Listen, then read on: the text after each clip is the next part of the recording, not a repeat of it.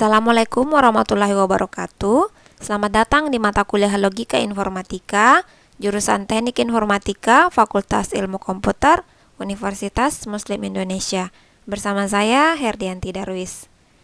Baik, sebagaimana kata pepatah bahwa tak kenal maka tak sayang, olehnya itu, pada pertemuan pertama ini kita akan membahas tentang pengenalan logika informatika.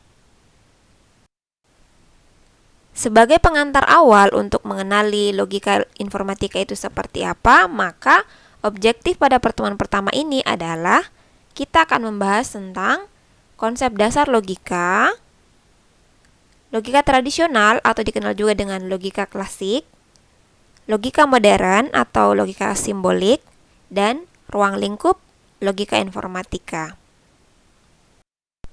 Baik, kita masuk pada konsep dasar yang pertama.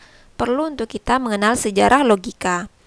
Kata logika pada dasarnya berasal dari bahasa Yunani kuno, dari kata logos, yang diserap ke dalam bahasa Inggris menjadi kata logic, yang kemudian diserap ke dalam bahasa Indonesia menjadi kata logika, yang secara istilah bermakna word atau kata, speech atau perkataan, what is spoken atau ucapan, apa yang diucapkan, thought atau pikiran, dan bisa juga bermakna reason atau alasan. Nah, pada dasarnya dahulu logika dipelajari sebagai salah satu cabang dalam ilmu filsafat, namun kemudian dikembangkan dan dipelajari sebagai salah satu cabang dalam bidang ilmu matematika, dimulai pada abad ke-19. Nah, sekarang ini logika merupakan salah satu komponen penting dalam bidang komputer. Kenapa? Karena logika dimanfaatkan baik dalam pengembangan hardware-nya ataupun perangkat keras maupun dalam pengembangan software, yaitu perangkat lunak. Secara bahasa, logika dapat didefinisikan sebagai ilmu yang mempelajari atau berkaitan dengan prinsip-prinsip penalaran atau reasoning yang valid. Bisa juga didefinisikan sebagai ilmu untuk berpikir dan menalar dengan benar sehingga didapatkan kesimpulan yang benar. Dalam bahasa yang lain juga bisa didefinisikan bahwa logika adalah sebuah studi tentang kriteria-kriteria untuk mengevaluasi argumen-argumen dengan menentukan mana argumen yang valid dan membedakan antara argumen yang baik dan argumen yang tidak baik. Nah, kembali kepada sejarah logika, pada dasarnya logika sudah ada, sudah dikembangkan dan sudah dikaji dari zaman dahulu kala, di mana sejarah mencatat pada tahun 624 sebelum Masehi sampai 548 sebelum Masehi, Thales adalah seorang ilmuwan geometri dan juga merupakan filsuf pertama yang meninggalkan dongeng, tidak lagi mempercayai tahayul tentang alam semesta. Thales berpaling dengan menggunakan logika, akal pikiran untuk memecahkan rahasia alam. Nah, di sini Thales mengatakan bahwa air adalah arke atau prinsip utama alam semesta. Dalam konsep ini sebenarnya Thales telah memperkenalkan logika induktif, yaitu di mana sistem penalaran dengan menelaah sejumlah kasus-kasus khusus terlebih dahulu sampai pada sebuah kesimpulan umum yang bersifat masih mungkin atau boleh jadi. Selain Thales, sejarah juga mencatat pada tahun 384 sebelum Masehi sampai 332 sebelum Masehi, seorang ilmuwan dan juga seorang filsuf yang bernama Aristoteles mulai mengenalkan logika klasik dan atau dikenal juga dengan logika tradisional sebagai sebuah ilmu yang akhirnya disebut dengan logika sentika. Nah, di sini Aristoteles berpendapat bahwa kenapa Thales mengatakan bahwa air adalah arke alam semesta? Karena Thales menyimpulkan dari air adalah jiwa tumbuh-tumbuhan, air adalah jiwa hewan dan jiwa manusia, air jugalah uap, air jugalah es. Dengan demikian, Thales menyimpulkan bahwa air adalah jiwa dari segala sesuatu yang berarti air adalah arke alam semesta. Logika Aristoteles tersebut dikenal dengan silogisme yang merupakan logika deduktif. Logika deduktif tersebut sendiri merupakan sebuah penalaran dengan menelaah premis umum terlebih dahulu dan didukung dengan premis-premis khusus, kemudian diikuti oleh kesimpulan yang logis. Jika tadi logika induktif lebih kepada menganalisis kasus-kasus khusus kemudian mencari sebuah kesimpulan, maka logika deduktif lebih kepada menelaah premis umum dulu, kemudian didukung oleh kasus-kasus khusus setelahnya, dan kemudian mencari sebuah kesimpulan yang logis. Nah, adapun karya tulis dari Aristoteles sendiri tentang logika dikumpulkan dan diberi nama organon, yang berarti sarana untuk berpikir. Dari sinilah, dari penemuan-penemuan Aristoteles inilah tentang logika, akhirnya Aristoteles hingga saat ini dikenal sebagai the father of logic atau bapak logika. Nah, setelah Aristoteles dan Thales, sebenarnya sangat-sangat banyak ilmuwan, filsuf yang mulai mengembangkan dan mengkaji tentang logika klasik. Namun, pada abad ke-19, konsep logika tersebut diadaptasi ke dalam dunia matematika dengan pemikiran-pemikiran baru oleh ilmuwan-ilmuwan yang baru, diantaranya adalah Augustus de Morgan, yang akhirnya memperkenalkan tentang induksi matematika, ekivalensi logika, dan logika de Morgan. Nanti secara detail kita akan membahas ini pada pertemuan ketiga pada materi ekivalensi logis. Nah, selain Augustus de Morgan, ilmuwan yang lain adalah George Boole. George Boole ini memperkenalkan tentang aljabar Boole, di mana logika proposisi dibawa ke dalam aljabar, yang tadinya logika lebih bernilai benar dan salah, dibawa, dikonversi, dan ditransformasi ke dalam aljabar, ke dalam simbol matematika, ke dalam bentuk angka, di mana true menjadi nilai 1 dan false menjadi nilai 0. Adapun Giuseppe Peano adalah ilmuwan yang memperkenalkan tentang tabel kebenaran, dan John Vane memperkenalkan tentang diagram Venn, dan ilmuwan Henry M. Schaeffer memperkenalkan tentang logika NaN atau not and, dan juga logika NOR atau logika not or. Nah, logika-logika ini, logika yang diperkenalkan ini lebih merupakan pengembangan dari logika klasik. Sudah mengarah lebih kepada logika modern atau dikenal juga dengan logika simbolik. Kenapa? Karena secara mendasar tidak lagi hanya menggunakan bahasa saja, tapi juga lebih banyak dan lebih intensif menggunakan simbol-simbol, sehingga disebut dengan logika simbolik. Baik, konsep dasar yang lain adalah kita akan membahas tentang istilah, karena kedepannya mungkin ada beberapa istilah yang akan sering kita gunakan. Di antaranya adalah istilah premis. Premis adalah istilah lain dari pernyataan atau statement. Istilah yang kedua adalah konklusi. Konklusi adalah kesimpulan. Jadi kedepannya ketika kita menyebutkan tentang konklusi atau conclusion, maka bermakna kesimpulan. Dan istilah yang ketiga yang akan sering kita temui adalah istilah proposisi. Proposisi sendiri sebenarnya juga sebuah pernyataan, hanya saja bedanya dengan premis adalah proposisi lebih kepada pernyataan yang nilai kebenarannya dapat ditentukan. Dapat diketahui apakah dia bernilai benar atau salah, dan tidak keduanya. Istilah yang lain adalah kita juga perlu untuk mengetahui tentang argumen.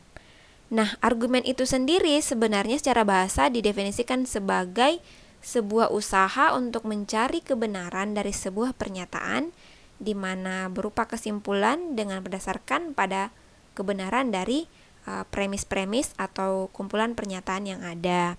Nah, di sini argumen bentuknya adalah mempunyai premis-premis. Jadi di sini argumen terdiri dari premis-premis dan setelah premis diikuti oleh sebuah kesimpulan. Konsep dasar logika yang lain adalah validitas argumen. Nah, salah satu hal yang sangat penting dalam logika adalah bagaimana mengetahui tentang kevalidan sebuah argumen. Apakah argumen itu valid atau tidak valid, logis atau tidak logis. Dan validitas yang logis adalah hubungan antara premis-premis dan kesimpulan yang memastikan bahwa jika premisnya benar, maka harus diikuti dengan kesimpulan yang benar pula, yang diperoleh dengan menggunakan tentunya dengan aturan-aturan logika. Nah, argumen logis disebut kuat secara logis hanya jika dan hanya jika argumennya valid dan semua premis-premisnya juga bernilai benar. Dengan kata lain, kesimpulannya valid dan semua premis-premis pendukungnya juga bernilai benar. Baik, sebagai contoh di sini diberikan sebuah argumen di mana tadi telah disebutkan bahwa argumen terdiri dari premis dan diikuti oleh kesimpulan. Nah, ini adalah sebuah argumen. Kita melihat bahwa premis pertama mengatakan bahwa semua manusia akan mati. Premis kedua mengatakan bahwa Budi adalah manusia. Maka dengan demikian Budi akan mati. Nah, kita bisa melihat bahwa untuk menilai atau memeriksa apakah sebuah argumen itu valid atau tidak, maka dua hal yang harus dipastikan adalah apakah premisnya benar dan apakah kesimpulannya ada hubungan dengan premis. Nah, kita bisa lihat yang pertama bahwa premis-premis yang ada adalah bernilai benar. Tentu benar bahwa semua manusia akan mati dan Budi adalah manusia. Nah, syarat yang kedua yang perlu kita perhatikan berarti apakah ada hubungan antara kesimpulan dengan premis. Tentu kita bisa melihat sangat jelas terlihat bahwa Budi disebutkan dalam premis bahwa Budi adalah manusia. Sehingga jika Budi manusia, maka dia akan mati. Dengan demikian, karena kesimpulannya sesuai dengan premisnya dan premisnya juga dijamin bernilai benar, dengan demikian argumen ini dapat dikatakan sebagai argumen yang valid. Sebagai contoh yang kedua, kita lihat bahwa di sini sebuah argumen diberikan. Premis pertama mengatakan bahwa semua mahasiswa rajin belajar. Premis kedua mengatakan bahwa Budi adalah mahasiswa. Dengan demikian, kesimpulan adalah Dewi rajin belajar. Nah, kita melihat syarat pertama, apakah premis bernilai benar? Nah, kita bisa lihat seandainya ini misalkan kita menganggap bahwa betul semua mahasiswa rajin belajar dan Budi adalah mahasiswa. Nah, kita bisa masuk kepada syarat kedua. Apakah memang ada hubungan antara kesimpulan dengan premis? Apakah Dewi disebutkan pada premis? Nah, kita bisa melihat bahwa tidak ada menyebutkan tentang Dewi pada premis. Yang disebutkan pada premis justru adalah Budi. Tapi pada kesimpulan menyebutkan tentang Dewi. Nah, sementara di sini tidak ada jaminan bahwa Dewi adalah mahasiswa, sehingga kita belum bisa melihat hubungan antara kesimpulan dengan premis yang ada. Sehingga dapat dikatakan bahwa meskipun misalnya premisnya telah dijaminkan bernilai benar, tapi karena kesimpulan tidak ada hubungan dengan premis, sehingga argumen ini tetap dikatakan sebagai tidak kuat atau tidak valid secara logis.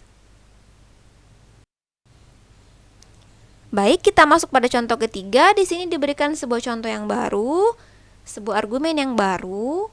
Kita melihat bahwa premis pertama mengatakan bahwa semua binatang dapat terbang dan gajah adalah binatang. Dengan demikian gajah dapat terbang.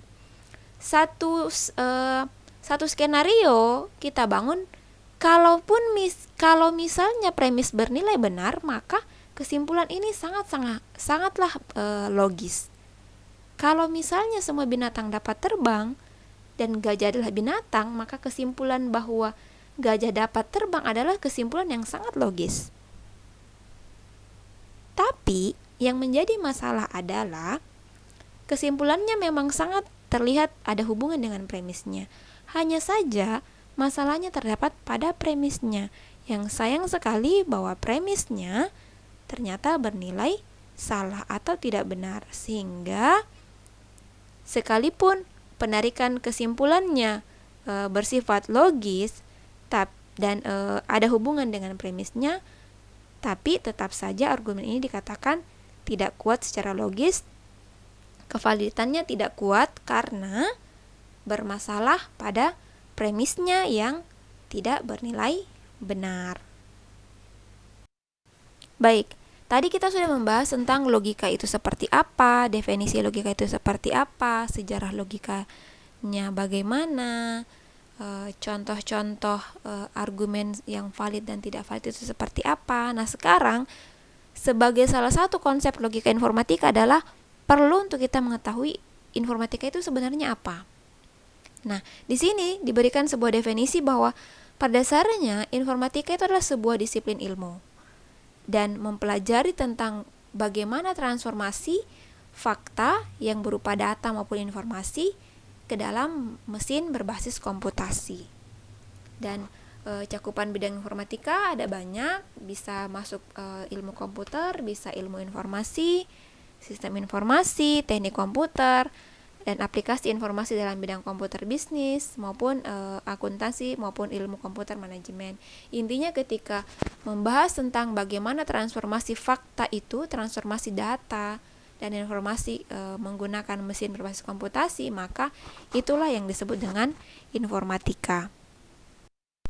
Sehingga dapat disimpulkan bahwa pada dasarnya logika informatika adalah sebuah ilmu yang mempelajari tentang transformasi fakta pada mesin berbasis komputasi dengan penalaran sehingga didapatkan suatu kesimpulan.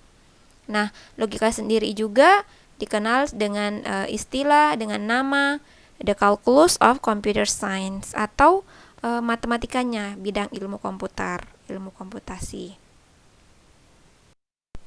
Nah, benang merah antara logika dan informatika itu sendiri secara mendasar ya dapat kita lihat pada arsitektur sistem komputer di mana komputer dibangun dari rangkaian logika 1-0, rangkaian biner, nilai biner 1-0, true dan false. Tentu dikombinasikan dengan sejumlah gerbang logika termasuk logika AND, logika OR, logika NOT, logika XOR atau exclusive OR, logika NOR atau logika NOT OR, dan juga logika NaN atau logika NOT AND. Dan tentu program komputer juga berjalan di atas struktur penalaran dengan bantuan komponen program codingan program termasuk if then else, for to do, while, case of, dan lain-lain. Baik, kita masuk pada objektif yang kedua pada pengenalan logika informatika ini tentang logika klasik. Nah, tadi kita sebenarnya sudah membahas bahwa logika klasik itu mulai diperkenalkan oleh Aristoteles sebagai the father of logic. Sebagai bapak logika, dia mulai memperkenalkan logika klasik yang berbentuk silogisme, di mana pada dasarnya silogisme itu terdiri dari pernyataan-pernyataan atau premis-premis, di mana premisnya boleh berbentuk salah satu dari 4 bentuk ini. Boleh berbentuk universal afirmatif, universal negatif, partikular afirmatif, ataupun partikular negatif. Tadi ada contoh kita mengangkat semua manusia akan mati. Itu berarti menggunakan universal afirmatif. Tadi juga kita menggunakan contoh misalnya Budi adalah manusia. Itu termasuk partikular afirmatif. Kita mengangkat satu contoh partikular spesifik bahwa beberapa A adalah B misalnya. Dan seterusnya, di mana nilai A dan B ini bisa diganti.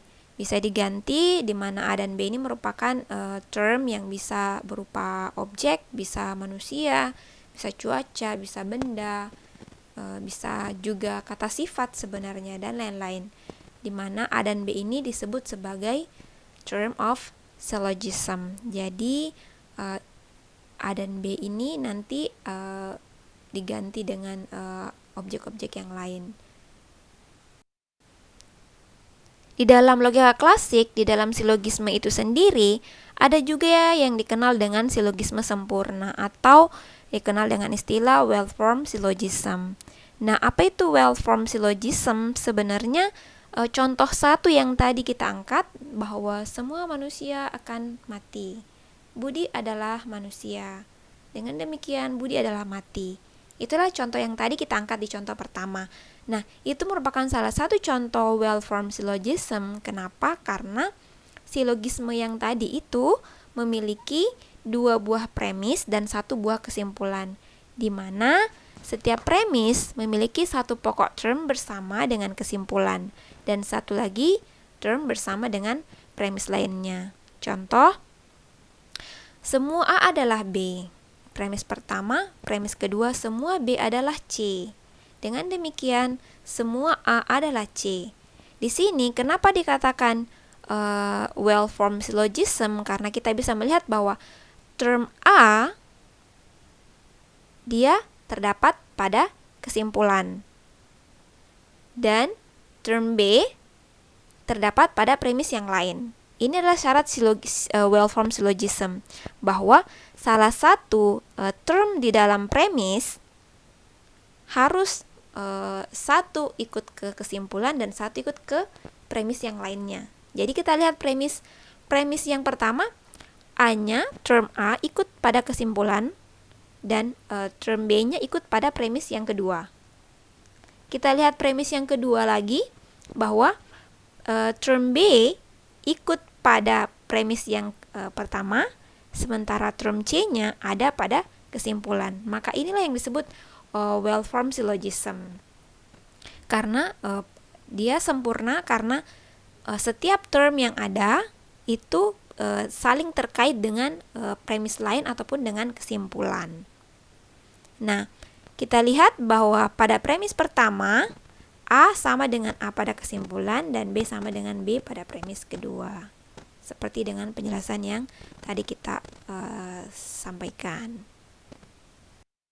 Baik, meninggalkan logika klasik yang tadi, kita beralih kepada objektif yang ketiga, membahas tentang logika modern atau logika simbolik, di mana logika modern tentunya adalah pengembangan dari logika klasik. Logika klasik lebih mengarah kepada silogisme, logika yang diperkenalkan oleh Aristoteles, sementara logika modern lebih banyak menggunakan simbol, lebih intensif menggunakan simbol-simbol, termasuk diantaranya logika De Morgan, aljabar Boole, tabel kebenaran, dan lain-lain.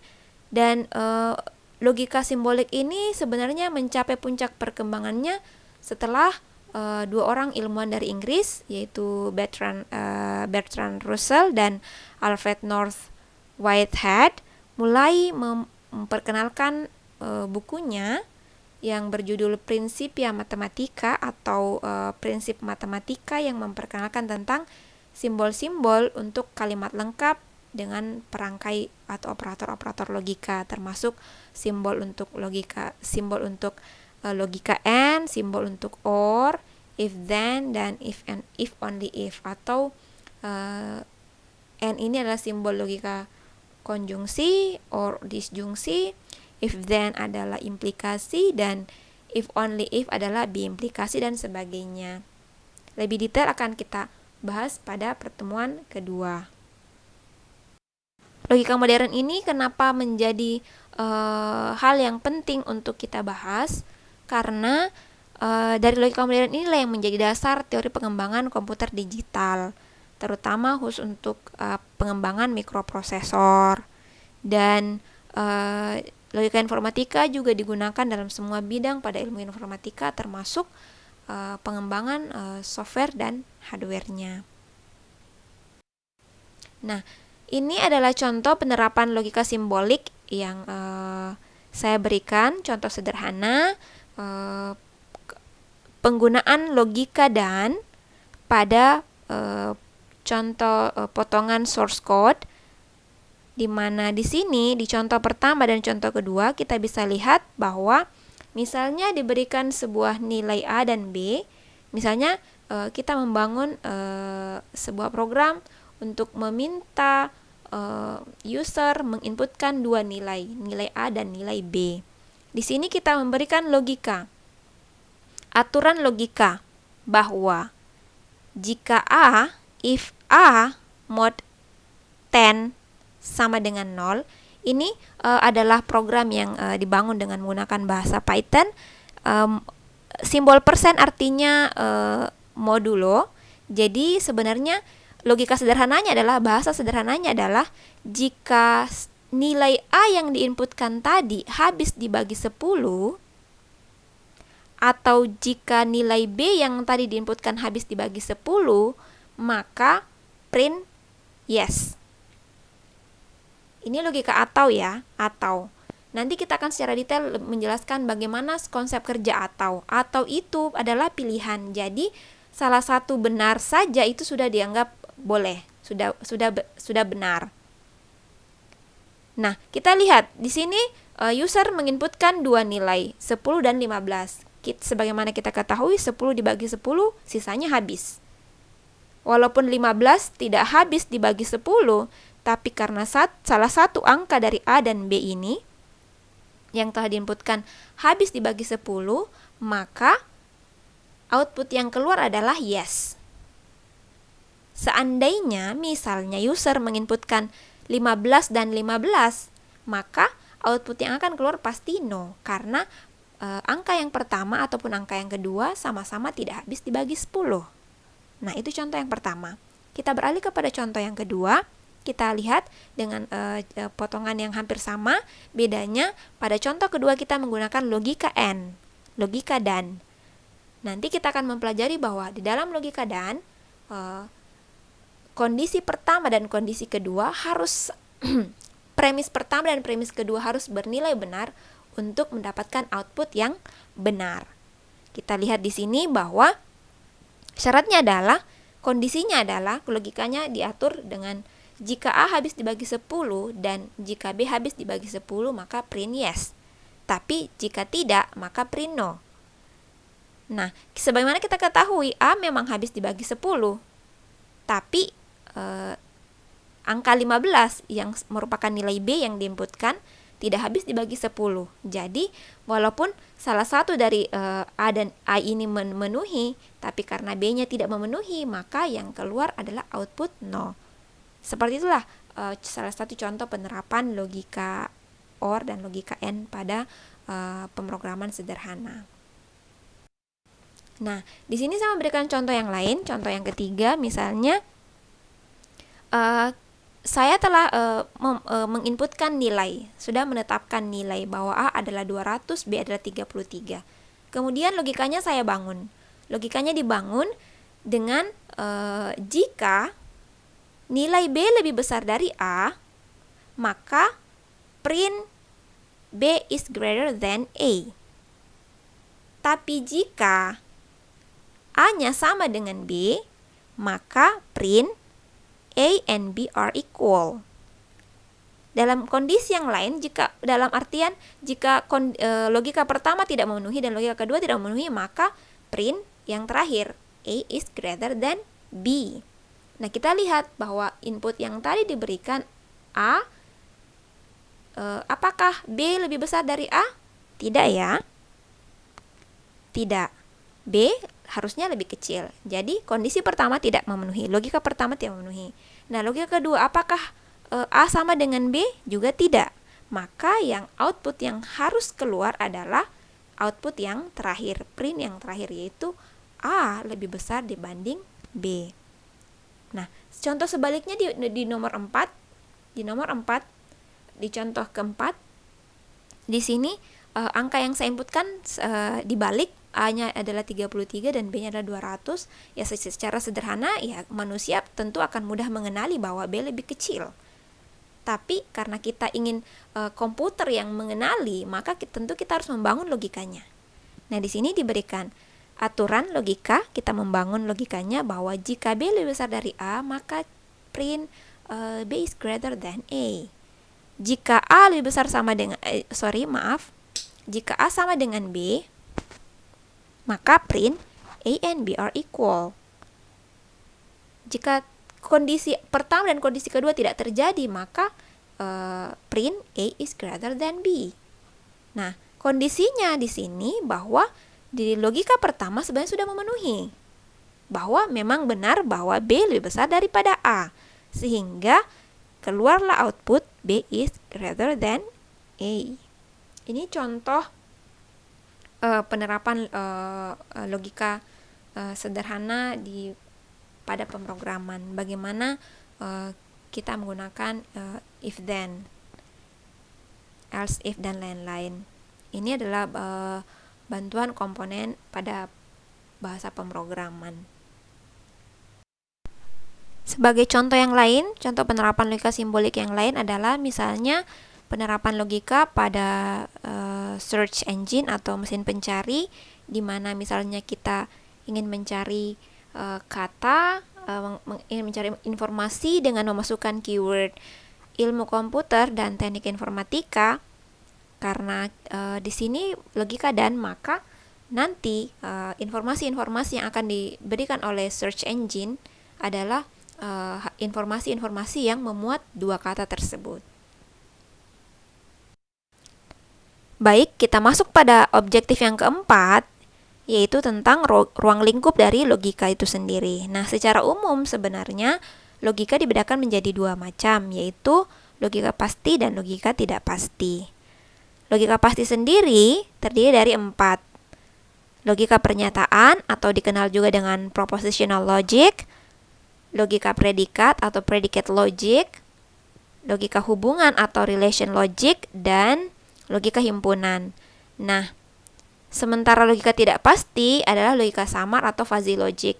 Nah, khusus untuk mata kuliah kita akan fokus membahas tentang logika pernyataan saja dan logika predikat. Jadi, kita akan membahas dua macam bentuk logika, yaitu logika proposisi atau logika pernyataan dan logika predikat. Adapun logika hubungan dan logika himpunan nanti akan dipelajari pada mata kuliah matematika diskrit. Sementara logika fuzzy atau logika samar menjadi salah satu materi untuk mata kuliah artificial intelligence atau kecerdasan buatan. Adapun ruang lingkup untuk masing-masing bentuk logika, di sini diberikan sebuah deskripsi singkat tentang logika proposisi yang lebih fokus membicarakan tentang premis-premis tunggal dan kata hubungnya, sehingga diperoleh proposisi majemuk yang berupa kalimat deklaratif. Dan untuk logika predikat lebih kepada menelaah variabel dan menelaah predikat dalam suatu kalimat, termasuk menelaah kuantifikasi pada kalimat tersebut, apakah mengandung universal ataupun partikular, dan juga lebih kepada validitas sebuah argumen. Untuk logika hubungan sendiri lebih kepada mempelajari hubungan antara pernyataan, apakah mengandung relasi simetris, refleksif, antisimetris, ataupun dan lain-lain. Dan yang terakhir adalah untuk logika pasti, ada logika himpunan yang membicarakan tentang unsur-unsur himpunan dan hukum-hukum yang berlaku di dalamnya. Adapun untuk logika fuzzy ini dikenal juga dengan logika banyak nilai, karena tidak hanya memiliki nilai benar dan salah saja, tapi bisa memiliki nilai netral, bisa memiliki lebih dari 2 nilai, bahkan juga dapat diekspresikan dengan menggunakan nilai probabilitas mulai dari nilai 0 sampai dengan 1. Dan logika fuzzy ini diperkenalkan oleh seorang ilmuwan dari Iran yang tinggal dan bekerja di Amerika, yaitu Lotfi Azadeh, yang mulai memperkenalkan tentang logika fuzzy dan akhirnya banyak digunakan dalam bidang artificial intelligence, sistem pakar atau expert system, dan juga pada logical programming. Di sini kita sebagaimana telah disampaikan sebelumnya bahwa khusus untuk mata kuliah logika informatika ini kita akan fokus hanya pada logika proposisi dan juga logika predikat, di mana logika proposisi lebih fokus pada pernyataan-pernyataan yang dapat digolongkan dalam proposisi, yaitu nilai kebenarannya dapat ditentukan, sementara logika predikat adalah logika untuk pernyataan-pernyataan yang tidak dapat digolongkan nilai kebenarannya dan tidak dapat diproses dengan menggunakan logika proposisi, tapi lebih fokus pada predikat yang menyertai dalam pernyataan atau kalimat tersebut. Baik, itulah tadi sejarah singkat tentang logika dan beberapa konsep dasar logika itu sendiri, termasuk deskripsi singkat tentang logika klasik, logika simbolik, dan juga ruang lingkup dari logika itu sendiri. Pada hari ini, pada pertemuan ini kita telah menyelesaikan pertemuan pertama tentang pengantar logika informatika. Kita akan berjumpa kembali pada pertemuan selanjutnya, yaitu pada materi logika proposisi. Semoga bermanfaat. Sekian dan terima kasih. Semoga ada ilmu yang bisa diambil. Lebih dan kurangnya saya mohon dimaafkan. Saya tutup dengan ucapan Assalamualaikum warahmatullahi wabarakatuh.